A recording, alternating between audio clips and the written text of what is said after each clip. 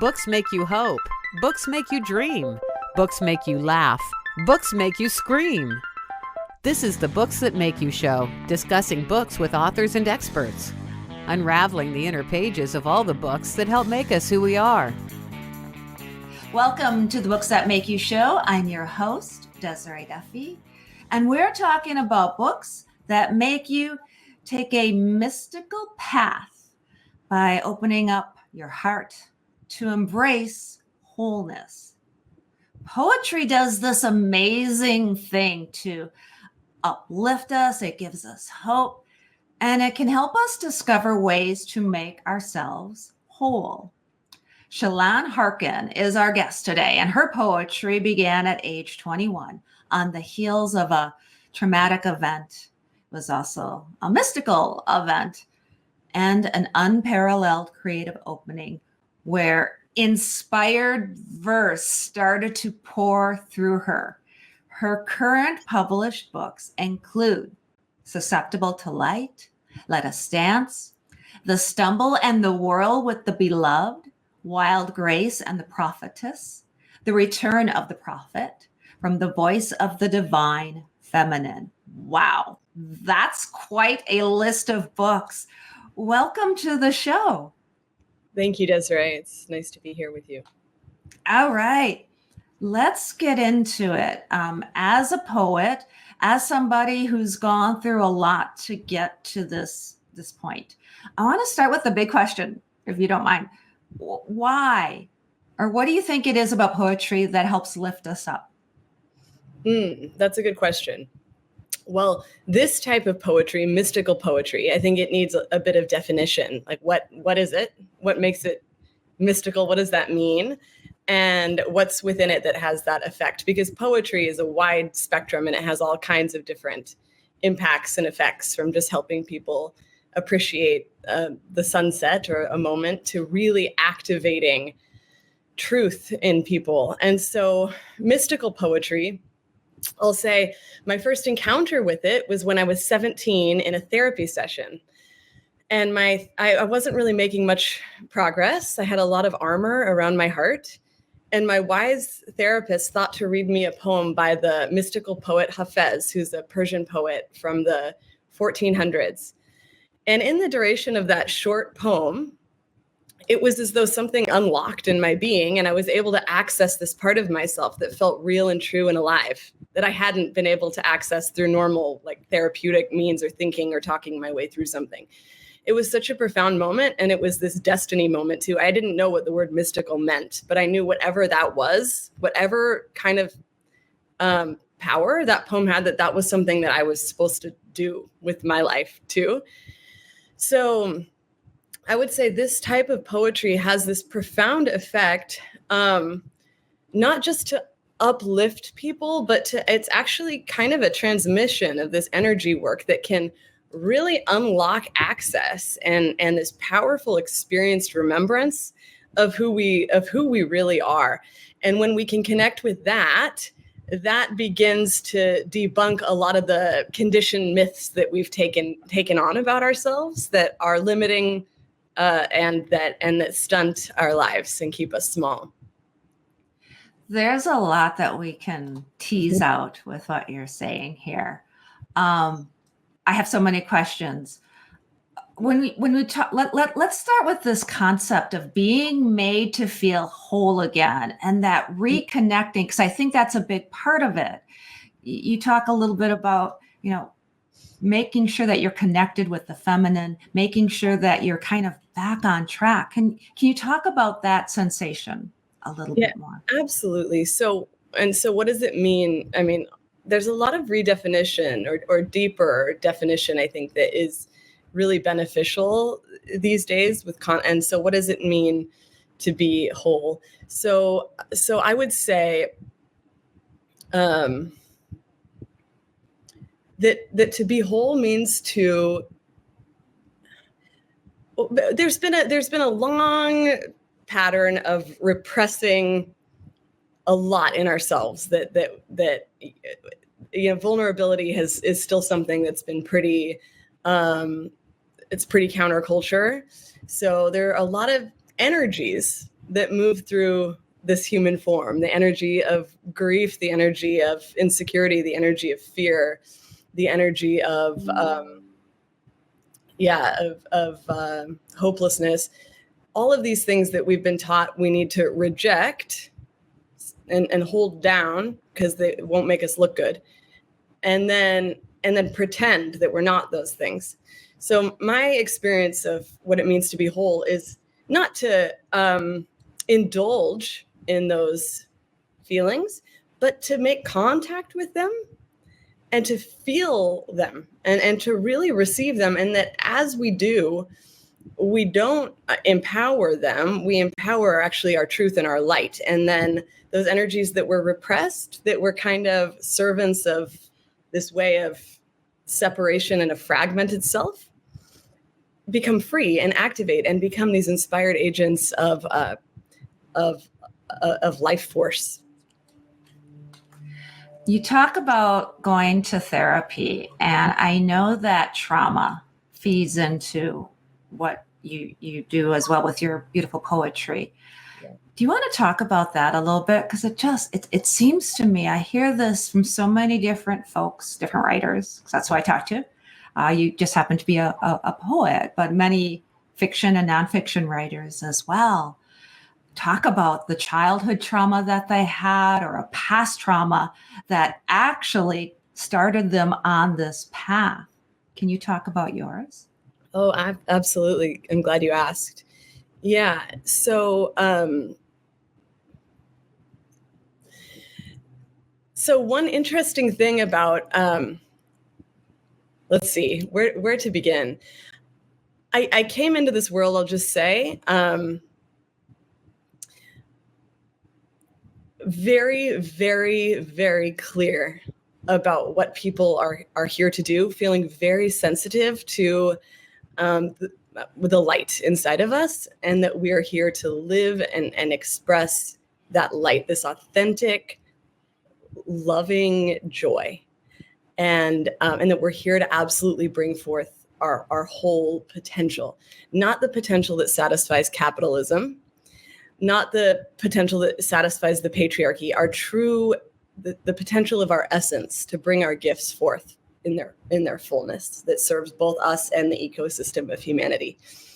And anyway, and so when we're very sensitive to our light, to the truth of our light, we're also at once very sensitive to the distortions that are played out in our relational patterns in our world today. And so very early on, it was clear to me that everything that felt really true inside of myself was going to confront a lot of these current models, and that it was going to be uncomfortable for a lot of, it is uncomfortable for a lot of people, the path to wholeness. It's a completely revolutionary way, this path of authentic wholeness. And so anyway, so it just felt like a big liability to be myself in my fullness. And so I kind of set on this journey of kind of burying myself alive, burying all my, my truth and my knowing, my intuition, my sensitivity, just burying that because it felt like it would just be rejected or ridiculed or what have you. And I buried it using different tools like eating disorder for 7 years. And that was the main thing that I used to avoid myself. And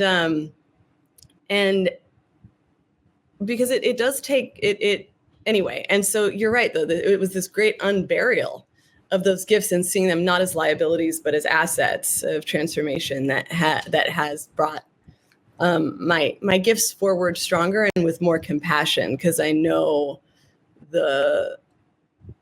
I'm just familiar with the extraordinary loneliness that we can experience on this path, and I want to help others kind of emerge into their fullness and their light and their power.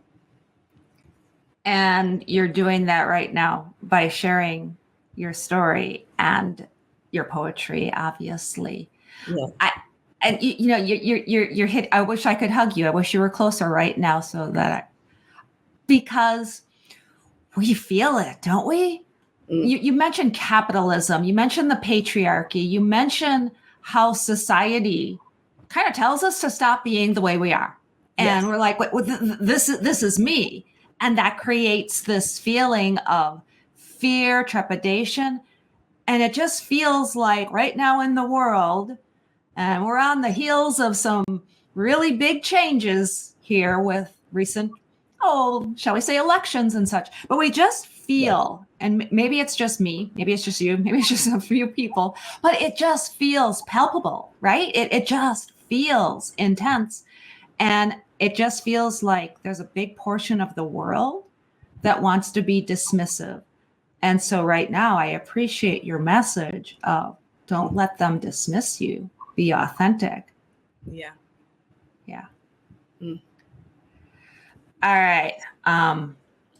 Let's talk about this idea of connecting with the sacred feminine, because you write about that as well. Can you talk about this idea of connecting with the feminine? What does that mean? What's that all about? Good question. Yeah. So I would say there's a major redefinition that needs to happen about what suffering is. Part of the reason we reject it is because we haven't, largely we're emotionally illiterate. We haven't learned how to feel, and we also don't understand the tremendous value of these energies inside of us. So I would say the feminine, what it means to connect with the feminine is for consciousness to take the brave dive into all of the traumas in the body. And the body has been thought of as like the seat of sin for so long. And there's been a lot of fear of the body. We're living in a pretty disembodied culture. And the reason the body has been seen that way is because that when these energies that are stored in us act out unconsciously, they do act in all kinds of crazy and harmful and divisive and unconscious ways. But that's because they're acting out because they're disenfranchised. They're marginalized. They haven't been brought into connection. So the real journey of our transformation, I would say, is what could be called the masculine force, consciousness, going through this transformational process, not of just this spiritual conceptualizing, bypassing, but of actually permeating these old energies, which is all of the traumatized historical conditioning that we still hold, that is all the ways we've been fragmented from love, and really understanding and exonerating and liberating these energies. And as we do that, we allow, this is where the feminine majesty really comes out. Then we become more of these sort of hollow reeds, you could say, because we're not all congested, where the genius of life can flow through us rather than being animated by our crude old conditioning. Rather than being compulsively controlled by that, we are then animated by the wild grace of life. And it's the same force that extraordinarily brings everything in the natural world to its full potential and is in this exquisite, harmonious ecosystem with everything else in its environment. And we're part of this. And yet we haven't known how to let the extraordinary elegance of life move through us. And when we do, we receive this tremendous guidance, wisdom, and inspiration for how to move and operate in the world. Your words are so powerful. The wild grace of life. I love not only your poetry, but just in speaking, you're evoking that same imagery with your words and what you're saying. Thank you. You're welcome. Thank you. What do you want to say to the guy or the gal who is like, I'm not having it. I'm fine. Leave me alone. I got my car. I got my swag. I got everything I need. I don't need this fancy woo-woo stuff. What do you want to say to that person? What I want to say to everyone is that to the degree and this is extraordinary, the implications of this are enormous. To the degree we are living in a way that is in dissonance with our essence, with the human spirit, with the truth of who we are, is the degree to which we're creating and compounding our own suffering. So if we are living in ways where we think that we're here just to be in competition, to be in this survival, wrangling of resources, if we think that having a new shiny car or being better than anyone else in any kind of way, if we think playing out that illusion is, if we're operating from that place, it's going to create suffering for us. And that's extraordinary because it's this feedback from life that's not punitive, but there's no greater motivation that we have than to be free of suffering.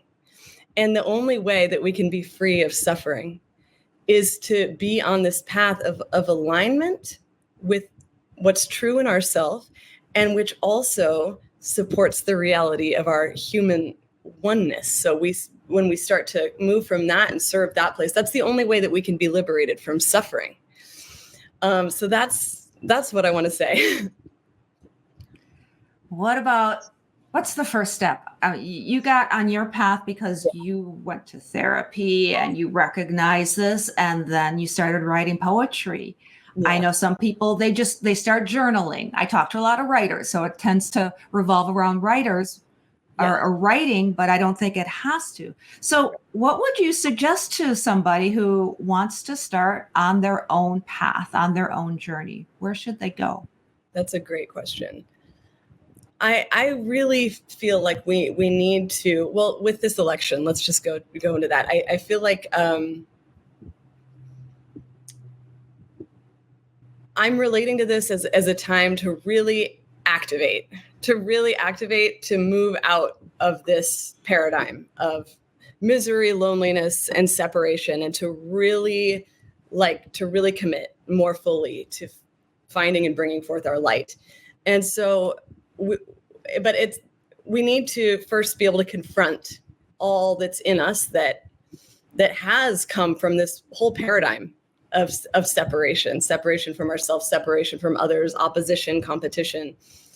We need to learn how to feel, and we need help being able to go into all the reasons we haven't been able to feel through all of these energies that lead to addiction, that lead to violence, that lead to self-avoidance, that lead to dissatisfaction. So that is what I would say is the first step. We need to find very, very safe and wise and supportive spaces so that we can go into and through going into transform these old ungenerative energies into activation. Yeah. We need help. We need help is the first step. And we need to be able to say that. We need help. We need help as individuals. We need help as a human family. And we need to find that.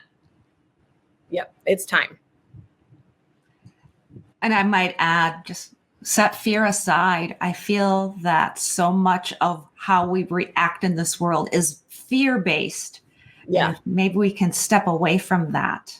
Yes. Definitely. It is, so much of it is fear-based. And so we need inspired voices that can help us remember who we really are, that we aren't these puny, fragile pawns of our conditioning. And then we need to feel through that fear though, too. I think not indulge in it, not act from it. We need to transmute the fear because it's in us, and we can't avoid it. It doesn't go away if we avoid it, but we have to figure out how to change the energy of fear. Yeah. Mm-hmm. You have such an astounding array of poetry, of books, a great collection. Is there anything that you're currently reflecting back on, one of your books or a poem? I know we have, I drew the hands from your latest book on the chalkboard behind me, or some kind of facsimile. They were so beautiful. I couldn't quite emulate them exactly. But is there something that you're thinking of that you might go back to, or a poem or a collection or one of your books that you specifically might want to recommend to folks? Absolutely. Thank you for asking, Desiree. So this is my book that was most recently released just a little over a month ago. And it's called The Prophetess, The Return of the Prophet from the Voice of the Divine Feminine.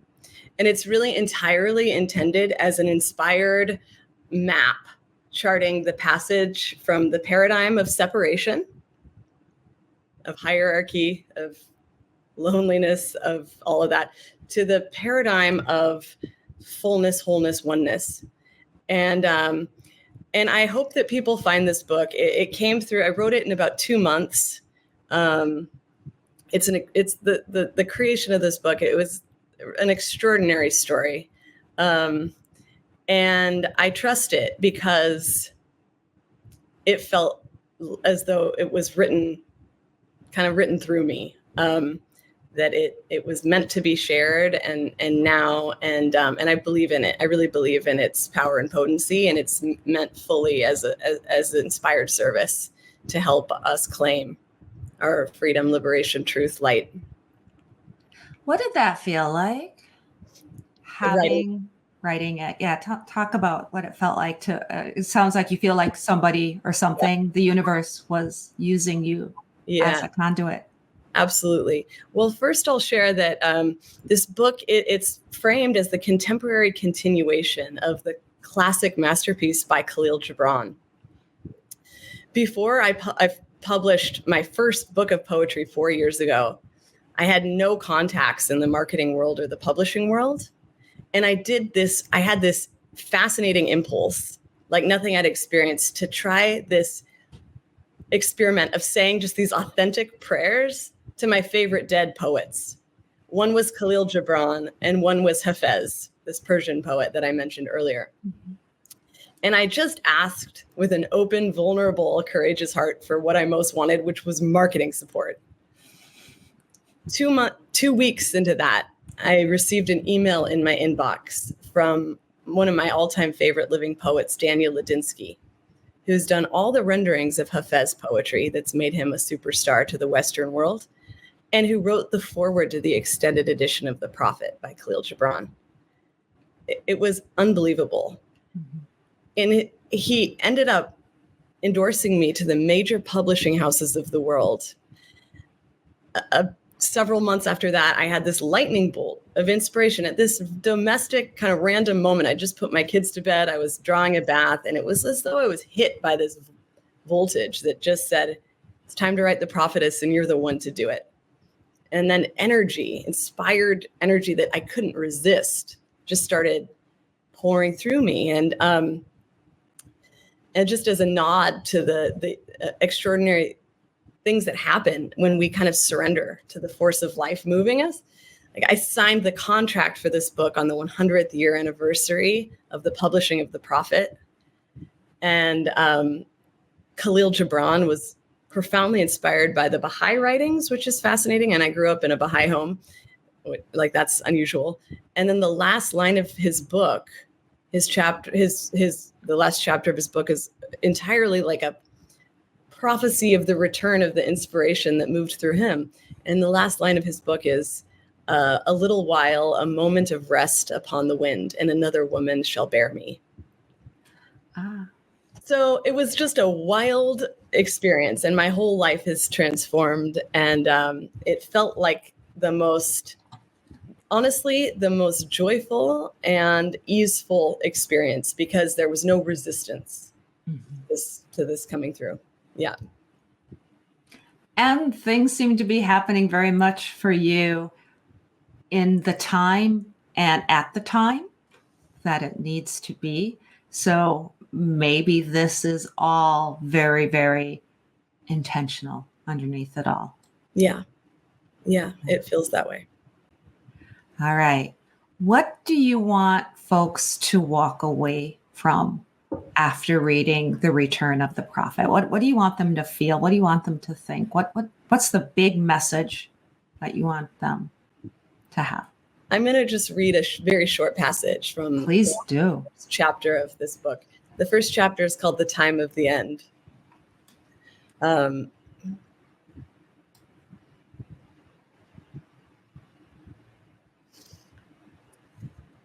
We are not alive to survive. We are alive to know the most profound intimacy of the deathless soul.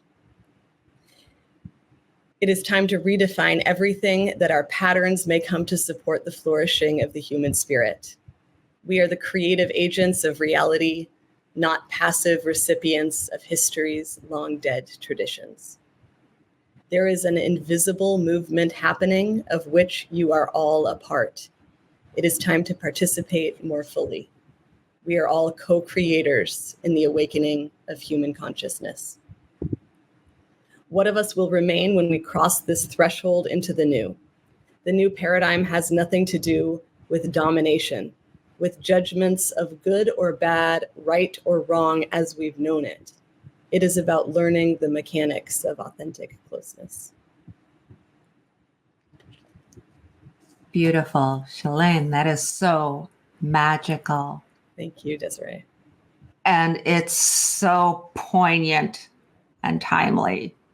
Thank you. Wow. Yeah. Again, I want to be there with you. I just want to hug you and reach out, because this is so powerful. And what you're doing for people, helping them to tap into the thing that can help them be whole. And on a broader and bigger scale, this is something for the world. These are messages that everybody needs to hear at some point. So thank you so much for sharing that. Can you let folks know where they can go to find out more about you? Find your books, find your website. Absolutely. Thank you, Desiree. Thank you so much. So I share often on Facebook. So you can just look for my name, Chelan Harkin, on Facebook. There's only one of me. And then you can find my books on Amazon. My website was actually recently stolen somehow. So I'm trying to get that back up in my own name. So I currently have no website. So Facebook to connect, and Amazon to find my books.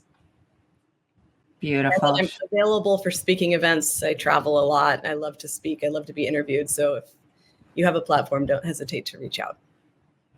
Absolutely. Chelan Harkin, poet, a beautiful human being. Thank you so much for being on the show with us today. I appreciate you and the words you write so much. Thank you. It's an honor, Desiree. Thank you. And thank you as well, everybody, for joining us today on the Books That Make You show. You can find out more about us on our website. It is booksthatmakeyou.com. And by the way, we're going to have a page for you there too. So while your website is being rediscovered, refound, refurbished, find more about Chelan and her book. There we have a link to this episode, whether you're listening on the radio or you're listening on your favorite platforms such as iTunes. You can always check out the Books That Make You website. You can also subscribe. We have the Webby Award-winning Books That Make You newsletter as well. That way you never miss news and bookish information. And we do lots of fun giveaways and stuff like that too. We're also on Facebook, Instagram, YouTube, of course. Please subscribe. Ring the bell for notifications. And you can find us on TikTok as well. Until next time, all of my bookish buddies, please enjoy all of the books that make you exactly who you are. The host and executive producer of the Books That Make You show is Desiree Duffy. Sound mastering and engineering by Dave Napox. Social media and content promotion by Siddhi Jahagirdar. Copywriting and editing by Mike Robinson. The Books That Make You show is an award-winning podcast produced by Black Chateau Enterprises.